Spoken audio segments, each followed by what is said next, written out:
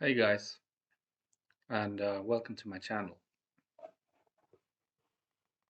So, in today's video, um, I thought I wanted to share my illness journey because in the last episode, which was the first episode on this channel, I basically laid out my plans for this channel and why it was created in the first place. And I also did mention that I am faced with a health challenge.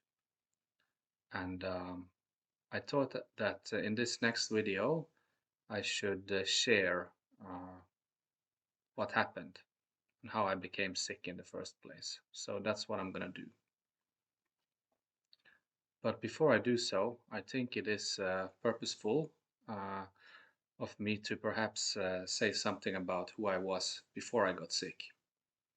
Um, if I am to describe myself before I got sick, I would say that I was a person who um, was very concerned about external appearance. And what I mean by that is that I was the type of person who wanted to portray an image of myself that I deemed to be positive, um, meaning I seeked a lot of validation.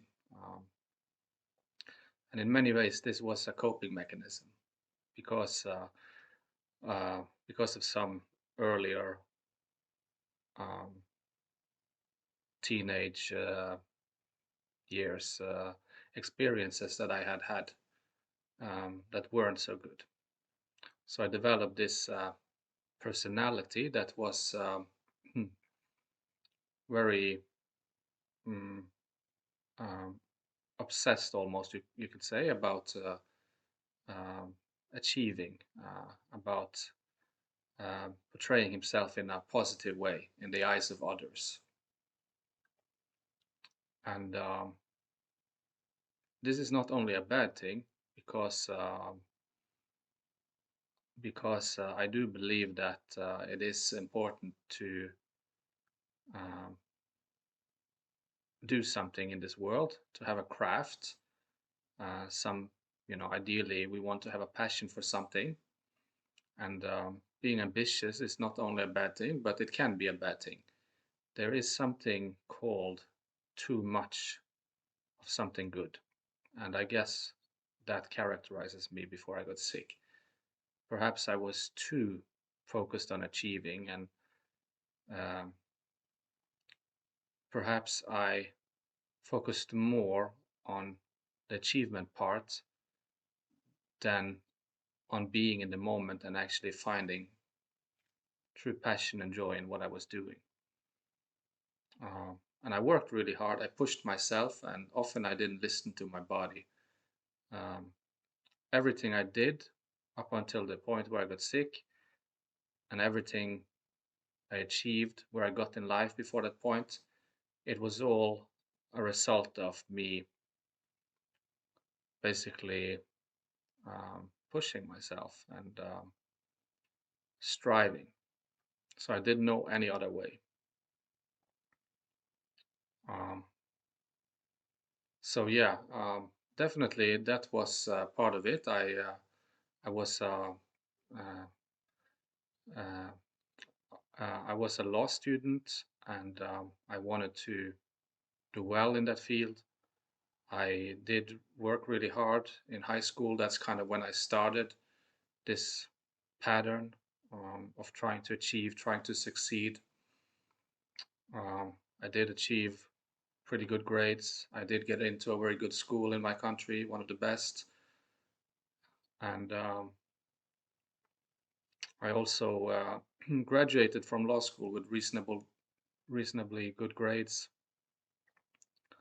And not only did I study really hard um, and concern myself a lot with achieving good marks, but I also um, did a lot of extra stuff. Um, I worked part time. I tried to learn foreign languages, um, and I was also social. So it's not that I was only studying. I also played hard. Uh, I worked hard and I played hard, as they say. I I would go out almost on every weekend with my friends. We would go drinking. That was throughout my student years, and of course we had a lot of fun too. Um, and towards the end of my student years, and at the time I had also been living in Germany for a while. I had taken several courses in German language as well, because I was taking a second degree there in the middle of my um, Norwegian um, degree, uh, master's degree in law.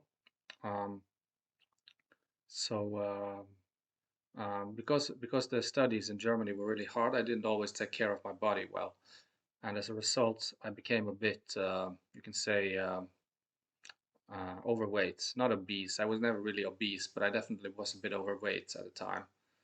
Um, and after graduating, I also became really obsessed with exercise, like insanely obsessed. Not to say that I hadn't exercised throughout my student years, because I definitely had, but I took it to another level once I graduated. And I especially went deep into cardio training. So I did a combination of both resistance training and cardio, but the cardio was definitely the main focus. I was obsessed about running, and I was running several days a week, and not just short distances either, but often marathons and stuff. And my cardiorespiratory fitness was very good at the time. But of course, doing cardio is very taxing on the nervous system, because you have an elevated heart rate over so prolonged periods. So if I were to do it again, I definitely would not have exercised exactly in that manner. Not to bash cardio, I think there are ways you can do it that are less taxing, and probably with the knowledge that I have today, I could have done it in a different way and achieved similar, if not even better results without all the downtime in between each workout. But that's a whole different discussion. So yeah, basically at the time before I got sick, I was the kind of person that was driving myself really hard, always on the edge, I guess you can say. Um, and I didn't know how to wind down. So I constantly had this mind chatter, and I did not um, how to wind down, how to get into a state of deep relaxation, calm my mind down. I was aware of meditation. I knew about it, but in the eyes of me at the time, it was just this kind of hippie activity, you can say. It was not something I would consider, and I thought it looked dumb. But later, of course, I would start practicing it, and today I have a different view on it. Um, I think it has certain benefits for sure. The same goes for breathing techniques, and yoga, and so on and so on. Gentle movement is undervalued, I think. Um, so yeah, that was my life before I got sick, in a nutshell, I guess you can say. Um, and later, I would actually move to China, and this is what led up to me actually getting really, really sick. Because although my lifestyle before I got sick was characterized by a lot of stress, a lot of striving, not listening to my body, pushing it hard, burning the candles at both ends, as they say. It wasn't the final straw that broke the camel's back. That came later. Because when I lived in China, um, uh, at some point I needed to get a vaccine following an incident where I had been bit by a wild animal, and this was a rabies vaccine. I was recommended to take it, and basically I had a very poor reaction to the whole vaccine, and this was in late 2018, the latter part of 2018, and I was told also not to exercise by the doctors. This advice I didn't follow, so that's certainly on me. Um, but notwithstanding that, each time I took the vaccine, I definitely experienced some quite severe side effects. It did knock me down, and I became bedbound for a day or two with a lot of pain, a lot of fatigue, headaches, nausea, and so on and so on. And I had to take three injections. I don't remember exactly if it was once every week for 3 weeks or once every 2 weeks for 6 weeks. It's not clear in my mind right now, but I had to do it several times, and I reacted really horribly to it. And I do remember that after I had taken it, um, and I was attending a language school at the time. I had to do it for the visa in China, so I was studying Mandarin for a year. And up until that point, this was the second semester. Uh, in the middle of the second semester, which was my final semester um, at that school, and up until that point, I had no absence. I was attending every class.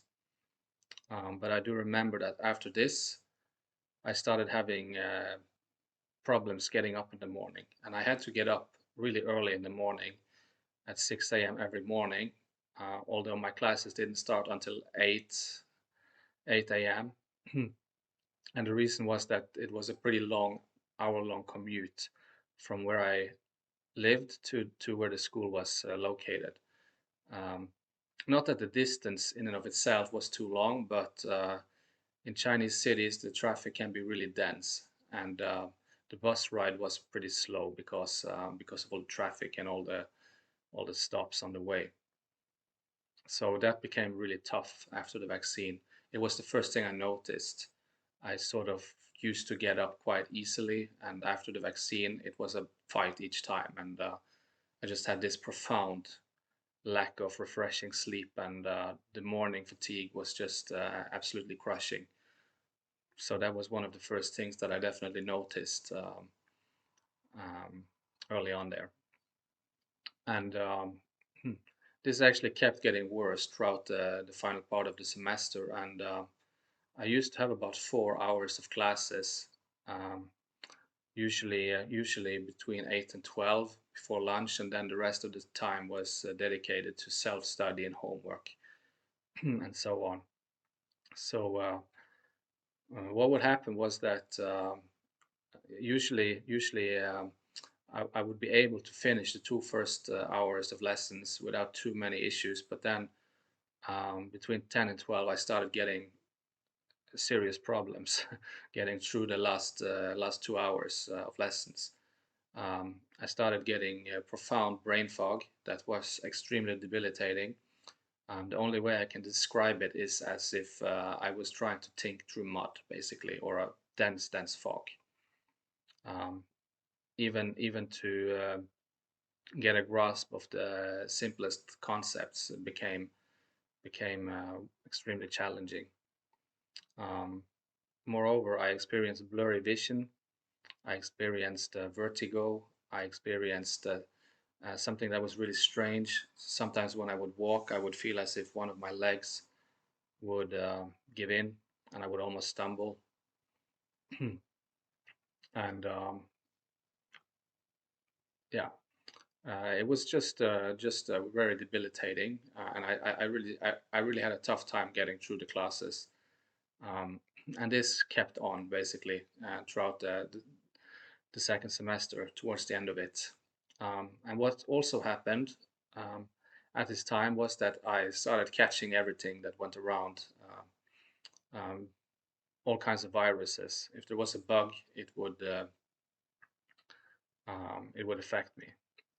So I was sick a lot. Um, I had to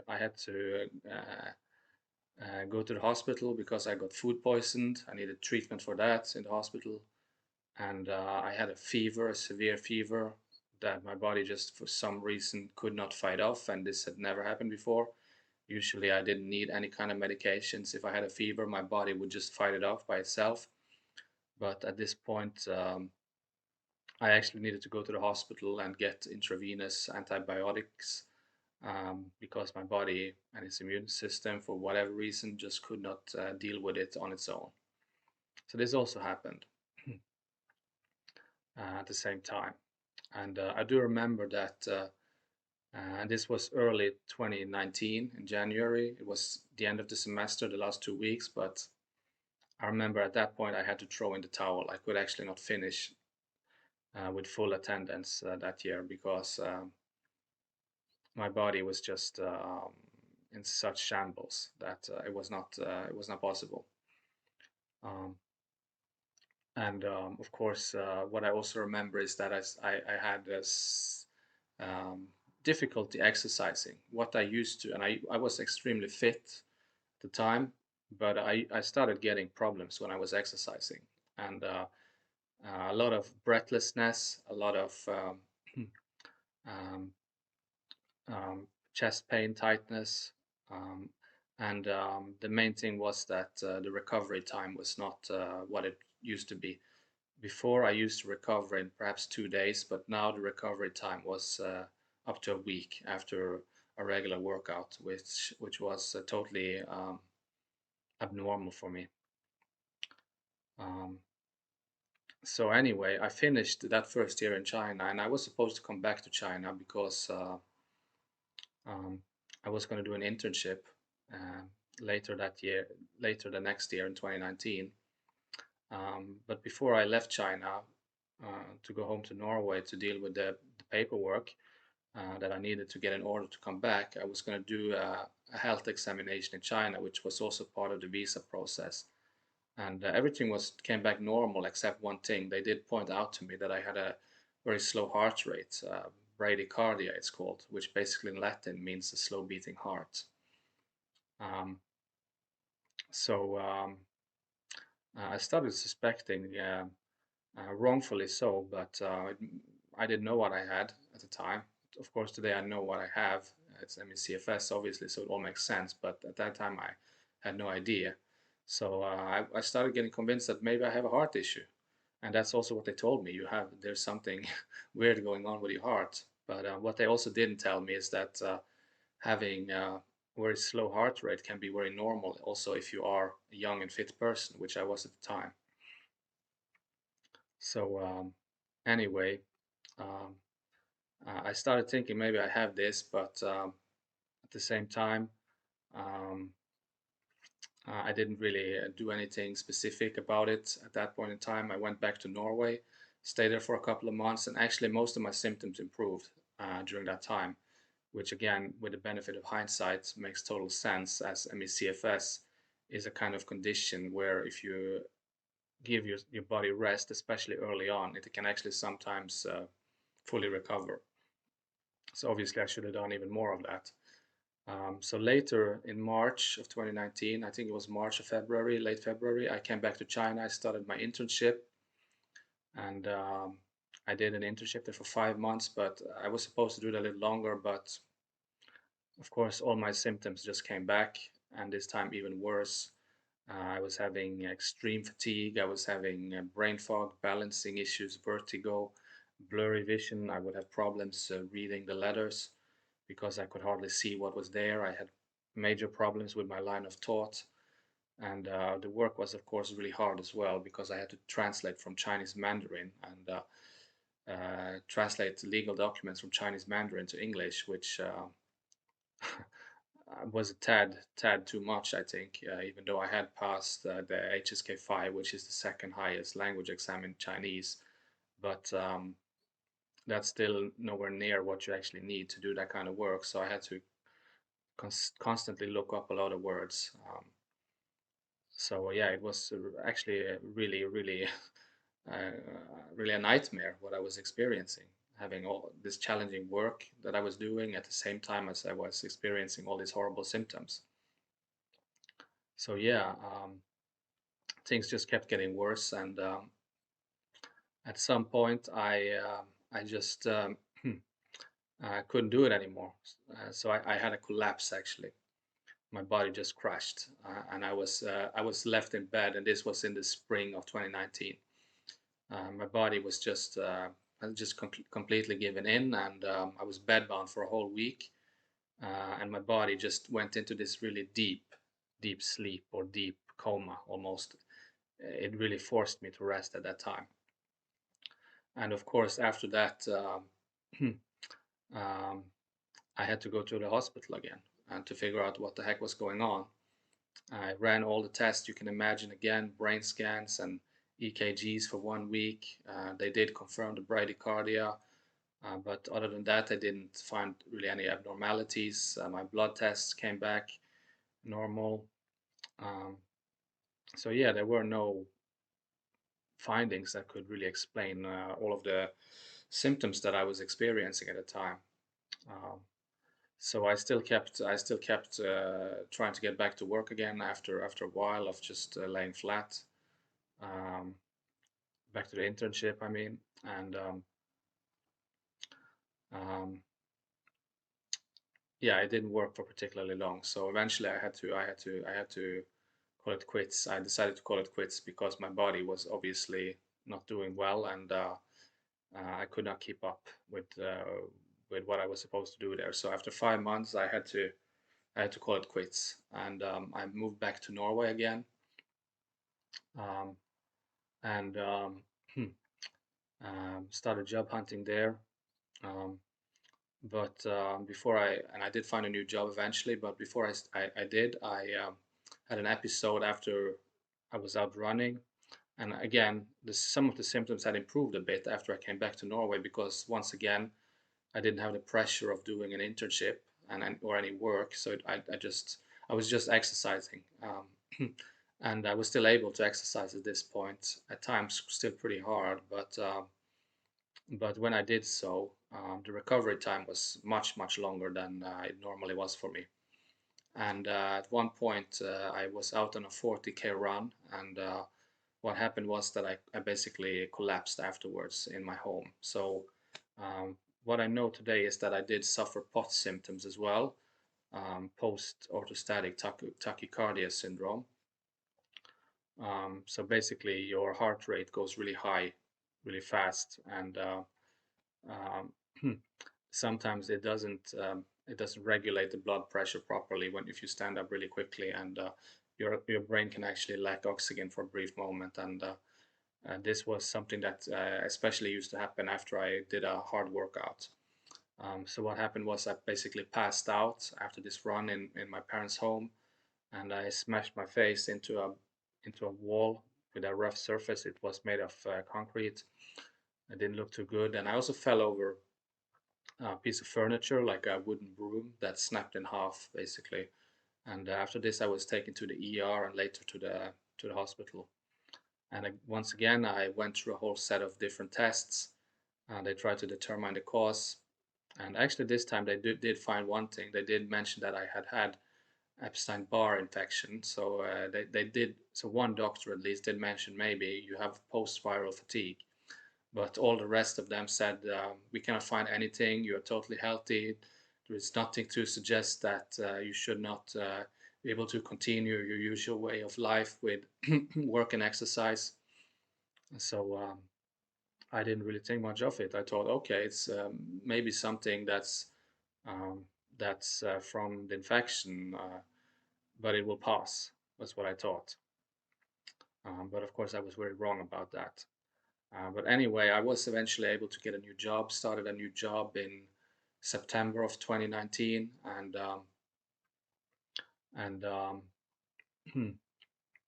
at first I was actually fine in the job because I had certainly recovered a little bit, especially after the stay in the hospital where I was unable to do any exercise. I was forced to rest basically for a whole week there. Um, so yeah, the first months until the new year actually went relatively fine in the new job. I definitely wasn't 100%, but maybe I was 85, 90%. I was definitely able to get through. At times I did feel I needed to exert myself a bit, and it was more heavy than it should have been to complete tasks, but I was able to pull through at least for a while.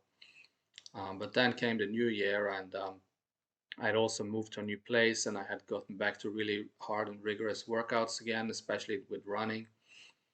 And my body started experiencing a lot of symptoms again. And mostly it was the same set of symptoms that I had experienced before: extreme fatigue, extreme lack of energy, especially after workouts and hard, long hours in the office. I was completely dead almost, and I really could hardly function on those days. And vertigo and dizziness and blurry vision. I even went to an optician. I got a pair of glasses. I'm not sure I really needed that. I don't think I actually had a vision problem, but anyway, I did get a pair of glasses to at least help my eyes a bit. Um, and headaches, really crippling headaches, tension headaches. It was like a knife was being stabbed into my brain. Um, so all this kept happening basically until in the spring of 2020, at which point I just wasn't able to keep up anymore, and I had just finished preparing a very big court case. At least for me, it was a very big one at the time, and but I could actually not. Although I had done actually all the work and prepared the entire case, it was just the last thing I needed to do was to go to the court, but it was just not possible. So I had to give it over to another lawyer there, um, and get a sick leave, basically because I was absolutely not functioning at that time. And the first GP that I went to, he was my new GP after I came back to Norway. It was the first time I saw him. Um, he um, he actually refused to give me a sick leave, and he said that I cannot give you a sick leave only because you're tired, which was certainly an underestimation of what I was experiencing. But anyway, I could not accept this, and I dealt with it by changing pretty rapidly to another GP, which decided to give me the sick leave. He was convinced that something was going on here that definitely was odd. And yeah, once again, I was referred to all kinds of different tests that I had at this point done many times. I didn't really want to do the test because I knew they would just get the same result. So I knew that there was some kind of problem going on with me. More systemic was what I was suspecting, but I couldn't put my finger on what it was. I still had no idea really. So all the tests came back normal again, and this time, of course, he referred me to mental health specialists. I did for the next 2 years see different psychologists basically, and yeah, I was being checked for all kinds of mental issues, I guess you can say. Um, but none of the psychologists found at least something that they meant could explain the array of symptoms that I was having. Um, which obviously makes sense that they wouldn't be able to because it is ME/CFS.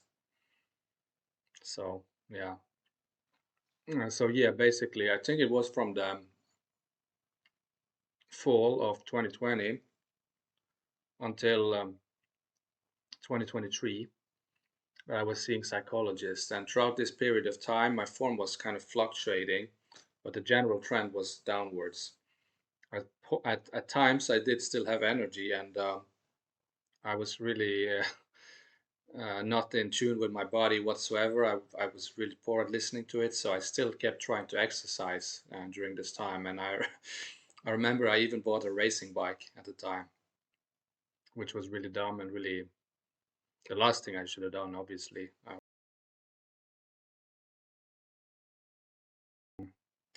And yeah, so my condition just kept deteriorating, and I remember that. I did realize that I'm not going to get any kind of help here from these psychologists nor my doctor, so I have to start taking things more into my own hands. And I did by starting to do a lot of research on my own. And I read a lot of books on nutrition and so on, and holistic health. And actually, some of the things I did certainly did have an effect.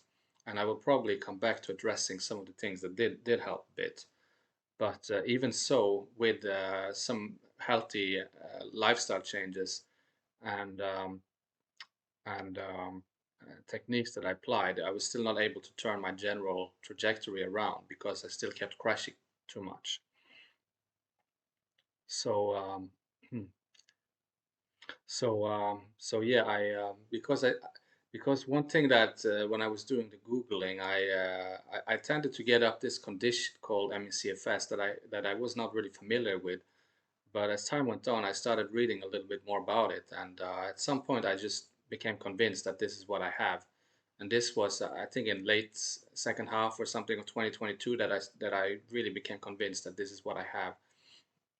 And I started putting pressure on my GP as well to diagnose me with this. And at first, he was very reluctant because he was very convinced that what I have is a mental problem, depression or something, something else. So at first, he actually refused to give me the diagnosis. But as time went on and 23 was approaching, and um, I just kept getting worse and worse and worse. And eventually, I was referred to a ME/CFS specialist. But it was a long waiting time, and I didn't see him until April of 2023. Um, and at this point, I could hardly walk actually. So I was really unwell, really unwell. But anyway, he did confirm the diagnosis. He did say, yeah, it's definitely ME/CFS. You fit all the criteria, and I've worked with this for 12 years, and I have no doubt this is what you have. Um, you are a typical case. Is basically what he told me. And this and I was also there to be assessed for a stay in a rehab clinic, but actually I was turned down um, for this. I did not get an offer to come to the rehab clinic, and the reason he said was I'm not sure if it makes sense or not, but at least he was telling me that um, I don't think we have anything to teach you because it seems like you have already absorbed all the knowledge about this condition. You are very well versed with and familiar with the official guidelines. So yeah, I don't think we have anything to teach you here that you don't already know. And in fact, I think if we do let you come here, that you might actually embarrass some of our staff here because you know more than them about your condition. So that was the reasoning, and I was not given a stay in the clinic. But he did say, and he did write in the report that because at this point I had actually started implementing um, an holistic approach or a set of, um, I would say, a framework um, that I was utilizing, and a holistic framework that I was utilizing, and that had the intention of making me get better, basically. But yeah, so there was a holistic framework, and the recommendation was I just kept doing what I was doing, and this wasn't really that far-fetched because it was kind of working a little bit. It started to work a bit at that point, and I did actually go in 2023. I did actually go from February all the way till September without a crash. The end of September, so about 8 months, I went without a crash, and I did see some improvements, but unfortunately. Later that year in September, I did end up relapsing quite really hard, and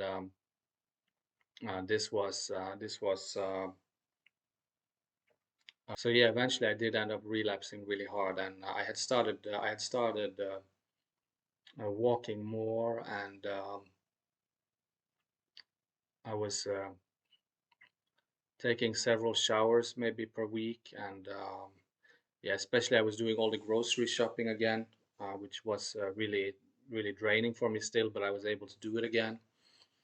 And I was also exercising again very lightly with some light weights and stuff. And sometimes I would go out briefly as well to the city center and maybe go to a restaurant or something with my partner. Um, but yeah, eventually it was just too much, and I triggered a massive relapse, which left me severely bedbound for 6 months from all the way from October until March of 2024 this year. And this was, of course, a horrible time. I was completely trapped in my own body, like in a prison cell in my own body, and I was extremely sensitive to light, to touch. I could hardly speak with anyone, not more than a few minutes at a time, and could not watch any screen. So I was basically deprived of stimulation and entertainment. Maybe I could listen to some guided meditations at times, or briefly to an audiobook. And my partner at the time, she had to make this makeshift toilet in the room because I was not able to go to the bathroom. It would just crash me even lower, so I was not able to do that. Um, but I was still able to stand up, barely able to stand up and use the toilet in the bedroom. Um, and yeah, so this is basically I had to do everything from bed. Usually I couldn't brush my teeth. I could not shower for 5, 6 months. I could not do it at all. Um, I had to eat in my bed. Everything I had to do in bed at that time, and we were in contact with a MECFS specialist as well, who saw me and who deemed me to be severe, on borderline very severe at the time. She did not deem me very severe, as I was still able to briefly stand up at times, but not for very long at all whatsoever. So this was, of course, a very dark time, and I was really concerned about my future. What the heck is going to happen to me? Is this gonna change, or is my life over, or what the heck is going on here? Um, but yeah, I just had to go deep within and just try to find peace, and that's what I did. Just full acceptance and surrender was all I could really do, and just accept that whatever happens, happens. I will give myself over to the universe. If you want to take me now, then take me. It's basically how I approached it. There was nothing else to do. Fortunately, around February, March, things started to pick up a little bit again. I started to feel a little more energy at times in my body, and I think the crash started to subside, and that's why some energy and improvements started happening. And this has kept on happening gradually up until this point. But of course, I'm extremely careful with pacing, um, and it's been a lot of symptoms on the way. I still have fluctuations, even local fluctuations, when I don't overdo it. It's just part of my life. I've reached a point now. I was dependent on caretakers and help for a long while, but gradually I've regained more independence. I can mostly function well within the home and do most of the tasks in the home. Walking, I can also walk a little bit outside, but not a lot. So if I do any bigger errands, I have to use a wheelchair. Um, so for example, today I went grocery shopping. I can still bring the wheelchair to the car. I can lift it out and assemble it, and stand up a bit. When I'm inside the grocery store, if I have to get an item, I will stand up. So I'm not like a full-time wheelchair user, but I definitely am partially a wheelchair user, and I will have to be for a long time, I think. But things are picking up again, and I've regained muscle, and I'm definitely functioning in a much better way than I was, which is good. And I'm optimistic about the future. I think if I keep pacing myself well and keep using mobility aids, and putting my ego aside and just accepting whatever social stigma comes with that, then there is hope, I think. So yeah, this is just to sum up where I'm at, and I do think that in future videos that I will go into more of the details about what I've been doing, and maybe dwell deeper into specific topics regarding this ailment. Um, so yeah, and I do think I have a lot of tips and advice that I can maybe share as well for new sufferers, especially, that might be helpful. Um, Things that I wish I knew earlier that could have saved me an awful lot of trouble, to be fair. But yeah, that's for later videos. So for now, I just want to say thank you for watching, and please leave a comment if you want. If you have any requests, or if you have anything you want to share, just please leave a comment and like and subscribe. I will be thankful for that. And I'm actually thankful. I see 12 people have already subscribed, so I'm really thankful to all of you. And I hope I can give you some good content going forward. So yeah, that's all from me for now. So yeah, take care and have a nice day. Bye bye.